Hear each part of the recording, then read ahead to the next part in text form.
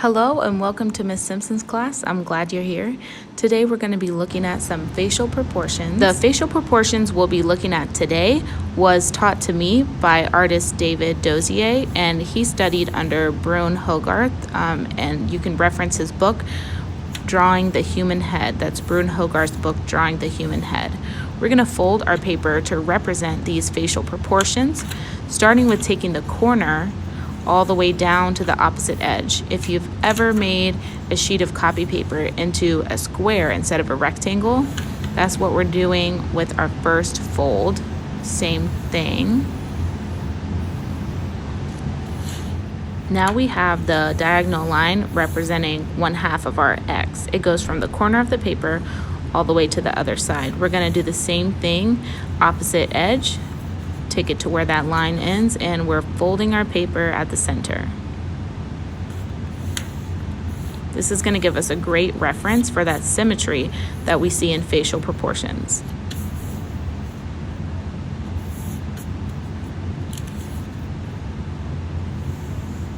After you have this triangle shape, you've done both sides of your paper, then you can turn your paper over in order to fold along that line you just created. This is gonna finish off that line for our square. So when we unfold this page, you'll see the two diagonal lines and then the edge of our square.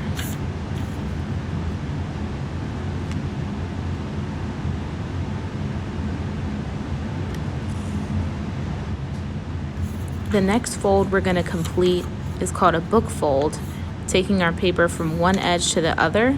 I'm going to start my crease in the center and then move out. Now I have a line that's through the center of my whole page.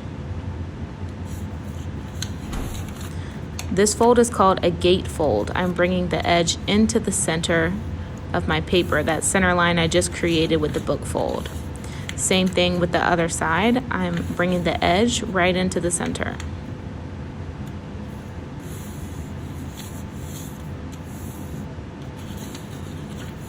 So now when I unfold my paper, I can see 4 columns all the way across.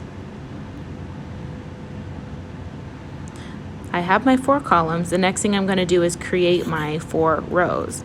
In order to begin that, I'm going to fold at the center of my paper.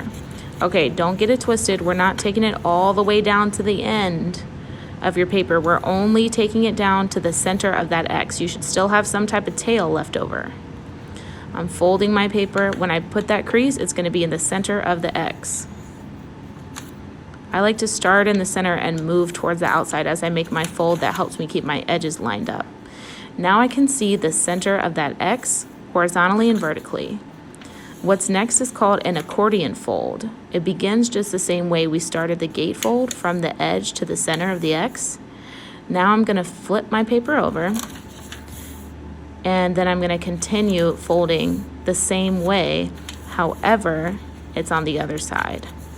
If I just continue to fold my paper over and over, the length of my rows would gradually become longer or out of balance. So making sure to turn my paper over in between each fold ensures a more correct or more even length of each of my rows.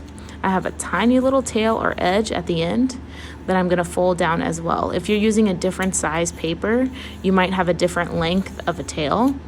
It's fine. We just want to make sure that we have 4 columns and 5 rows. So you can unfold, you'll see that accordion effect if you've ever folded a fan, same technique. Now when I smooth out my paper, I have 4 columns and 5 rows. Now I'm ready to label. So I'm using my pencil to label my rows from the top to the bottom, 1, 2, 3, 4, and 5. I'm also going to label the columns from the center outwards. I have a C in the center, L on the left side, R on the right side. Stay tuned for another video on drawing in the facial proportions.